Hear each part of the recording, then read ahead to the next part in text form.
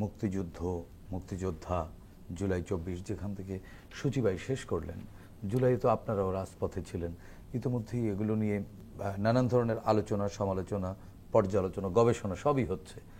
তো আমাদের অর্জনগুলো আমরা ধরে রাখতে পারি না, কিন্তু এই বিতর্কে বা কুতর্কের কারণে ভবিষ্যৎটা কেমন দেখেন? আসলে জুলাই আমরা একটা অভিন্ন একটা ইস্যু নিয়ে আমরা ছাত্র সমাজ, জনতা সমাজ সবাই একত্রিত হয়েছিলাম যে আমাদের এখানে যে দীর্ঘ 17 বছর ব্যাপী যে ভয়াবহ একটা ফ্যাসিবাদ আমাদের উপরে ভর করেছিল, সেই ভরটাকে সরাইতে আমরা সবাই ঐক্যবদ্ধ ছিলাম। কিন্তু আমরা দেখলাম যে জুলাই আগস্টের এই গণঅভ্যুত্থানে আমরা সফল হওয়ার পরবর্তী সময়ে আমরা সেই ঐক্যটা ধরে রাখতে পারিনি। যারা আমরা এই জুলাই স্টেক হোল্ডার ছিলাম, যারা এই গণঅভ্যুত্থানের মূল শক্তি হিসেবে কাজ করেছি, তাদের মধ্যে এক ধরনের বিভাজন দেখা দিয়েছে। বিভাজনটা আসলে ক্ষমতার বিভাজনই স্পষ্টভাবে প্রতিযোগিতা গণতন্ত্রে থাকবে। আপনি গণতন্ত্রের প্রতিযোগিতাহীন গণতন্ত্র আসলে সেটাও এক প্রকার ফ্যাসিজম। না, প্রতিযোগিতা নিঃসন্দেহে ভালো, প্রতিযোগিতা ভালো, কিন্তু প্রতিযোগিতাটা ভালো অবস্থায় নাই। মানে প্রতিযোগিতাটা আসলে ভিন্ন পর্যায়ে ধারণ করেছে। এটা আসলে ক্ষমতার মানে ফ্যাসিবাদ, পূর্বতম ফ্যাসিবাদ থেকে যে আমরা নতুন একটা ট্রান্সফর্মে আসছি এবং সেখানে যে আমাদের নতুন একটা সমাজ বিনির্মাণের যে জায়গা দিতে হবে, সেখানে আমার মনে হয় আমরা ঘুরে ফিরে সেই পুরাতন ধাঁচেই আবার ফিরে যাচ্ছে। এটা আমার ব্যক্তিগতভাবে কেন মনে হচ্ছে যে কোন কোন সিম্পটম গুলো আপনাকে আপনি দেখেন যে আপনার পুরনো ধ্যান ধারণার মধ্যেই আছে? আমরা তো স্বাধীনতার পরবর্তী প্রজন্ম। সুচি ভাই বললেন যে আমরা যে স্বাধীনতাকে অন্তরে ধারণ করে আসছি, এই স্বাধীনতাটা বিগত এই স্বাধীনতার ইতিহাস, মুক্তিযুদ্ধ, এগুলো বিগত 17 বছরে ভয়াবহভাবে ভ্যান্ডালাইজ করা হয়েছে, এদেরকে নোংরামি করা হয়েছে এদেরকে নিয়ে। কিন্তু সত্যিকার যে জাতির জানার ইতিহাস বা জাতির যে প্রেরণার জায়গাগুলো, সেগুলো নিয়ে কাজ করতে গেলে এখন এই ওই আগের ফ্যাসিবাদের যে চিন্তা চেতনা ছিল, সেই জায়গা থেকে মূল্যায়ন করে বর্তমান সময়ে, যেমন ভাই বলল যে মুক্তিযোদ্ধাদের কে যে পূর্বতন যে মানে একটা বাজে অবস্থা দিয়ে মূল্যায়ন করা হইতো, এখন তাদেরকে সেই মানে যে গৌরবটা ছিল, সেই গৌরব থেকে আবার ফিরিয়ে আনা এটি সম্ভব হচ্ছে না। এখন আমাদের জাতির শ্রেষ্ঠ অর্জন তো এই জাতির মুক্তিযুদ্ধ। সম্ভব না হয় তাহলে কি আমরা ভুলে যাব মুক্তিযুদ্ধ বা এখন এরকম একটা ইস্যু আমাদের সামনে দাঁড় করানো হয়েছে যে ৭১ বড় না ২৪ এর গণঅভ্যুত্থান বড়।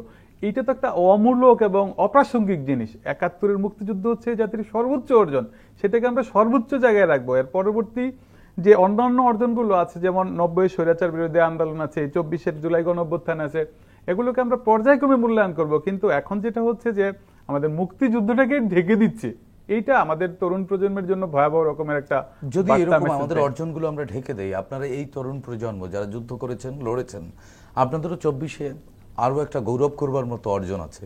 এই অর্জনটি তো একসময় প্রশ্নবিদ্ধ হয়ে যাবে স্বাভাবিকভাবেই, যদি আমরা এখন মুক্তিযুদ্ধকে ধারণা করতে পারি। যারা পালিয়ে গেছে পতিত ফ্যাসিস্ট শেখ হাসিনা বা আওয়ামী লীগের লোকজন কিন্তু এখনো পর্যন্ত এটিকে স্বীকৃতি দেয় না বা স্বীকার করে না, এবং তারা এই যে এত রক্তাক্ত করলো রাজপথ, তারা কিন্তু মিনিমাম সরি না, তারা কিন্তু এখনো পর্যন্ত এটি একটি সন্ত্রাসী গোষ্ঠীর কর্মকাণ্ড হিসেবে চিহ্নিত করছে। তার মানে কি ২৪-কেও আমরা এক প্রকার প্রশ্নের মুখে আমরা নিজেদের দায়হীনতা বা দায়িত্বহীনতার কারণে ঠেলে দিচ্ছি কিনা? এটার একটা হাইপোথিসিস আছে বলি আপনারে, যে বাংলাদেশের ৭১-এ যেখানে আমাদের ৩০ লক্ষ মানুষ মারা গেছে, ২ লক্ষ মা বোন, হ্যাঁ ৯ মাসে ২ লক্ষ মা বোন ধর্ষিত হয়েছে, সে দায়গুলো যারা এই ঘটনাগুলো ঘটেছে তারা কিন্তু এখনো দায় স্বীকার করেনি।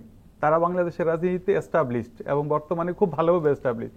তো একইভাবে যদি বর্তমান সময়ে যারা হচ্ছে এই ২৪-এর গণ অভ্যুত্থানে যারা এই আমাদের প্রায় ২০০০ ছাত্র জনতাকে হত্যার মাধ্যমে, তারাও দায় স্বীকার করছে না। তারা একই দাবি, রাজনীতিটা টোটাল বাংলাদেশের প্যাটার্নটা হয়েছে যে দুইটা ধারায় হয়ে গেছে, কেউ দায় স্বীকার করছে না। মানে এইটাকে আপনারা করেন? হ্যাঁ, দায় স্বীকার না, দায় স্বীকার কেন করবো না? ডেফিনেটলি দায় স্বীকার করছি আমরা, ডেফিনেটলি আমাদের মানসিকতা আছে, দায় স্বীকারের মানসিকতা আমরা আছে। আমরা যেমন ৭১-কে ধারণ করি, আমরা ২৪-এর গণ অভ্যুত্থানকেও ধারণ করি, একইভাবে সমানভাবে ধারণ করি। হাসান আর আরিফ, আপনার কাছে আরেকটি বিষয় একটু যোগ করতে চাই, আলোচনা শুনতে চাই। ২০১২ সালে রামুর ঘটনায় দায়ী ছাত্রলীগ, যুবলীগ। বেগম খালেদা জিয়া তৎকালীন বিরোধী দলীয় নেত্রী, তিনি বলেছিলেন রামুতে যে ঘটনা ঘটল এটি সরকারি তো দল না, হয় না, ক্ষমতাসীন রাজনৈতিক দলের কিছু নেতার নাম উঠে এসেছিল। পরবর্তীতে আমরা দেখেছিলাম যে রামুর মামলাটি এক প্রকার ধামাচাপা দেয়া হয়েছিল, এটি আর আগায়নি। আদিবাসীদের জনপদেও আগুন দিয়েছিল পুলিশ ওই সময়কার। জনগণকে রক্ষা করবার কথা বলে কিন্তু জনগণের ভোট, এক প্রকার ভোট চাওয়া হয়েছিল রাষ্ট্র ক্ষমতায় গিয়ে, সেই জনগণকে বিপদে ফেলে দেয়া এবং এটি কি জনগণকে রাষ্ট্রের সাথে অপ্রাসঙ্গিক করে ফেলার একটা সিদ্ধান্ত ছিল কিনা, যে জনগণকে ধীরে ধীরে ফেড আউট করে ফেলা? জনরাষ্ট্রের কথা যদি চিন্তা করেন তাহলে সেখানে জনগণ থাকতেই হবে এবং জনগণের একটা অধিকার এবং নিশ্চয়তা, নিরাপত্তা থাকতে হবে। সেই জায়গায় জনগণকে এভাবে ফেড আউট করার অর্থটা কি ছিল? ন্যায় বিচারের একেবারে ভয়াবহ রকম একটা ল্যাকিংস করা হয়েছে।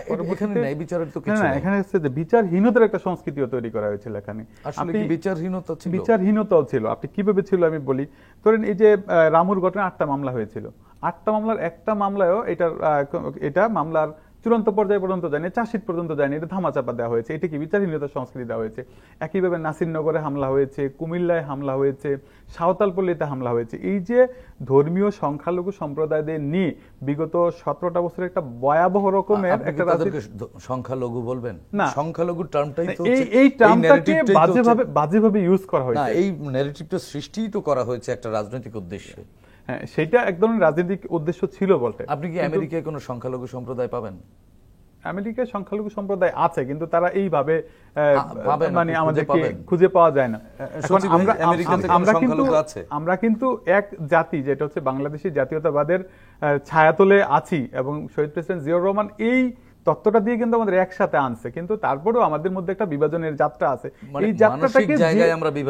এই যাত্রাটাকে আরো বিগত 17 বছর এই যাত্রাটাকে আরো বিভাজিত করে রাখা হয়েছে, যাতে আমি আপনার থেকে আলাদা, এই জায়গাটা বারবার বলা হয়েছে। বিগত রিজিম এটাকে পলিটিক্যালি ব্যবহার করেছে। 17 বছরের ফ্যাসিজমি রেজিমের মধ্যে বাংলাদেশ থেকে সবচেয়ে বেশি হিন্দু জনগোষ্ঠী দেশ ছেড়ে দেশান্তর হয়েছে, মানে ভারতে বা অন্য কোনো জায়গায় তারা আশ্রয় নিতে বাধ্য হয়েছে। এই সময়ের মধ্যে বাস্তুচ্যুত হয়েছে তারা।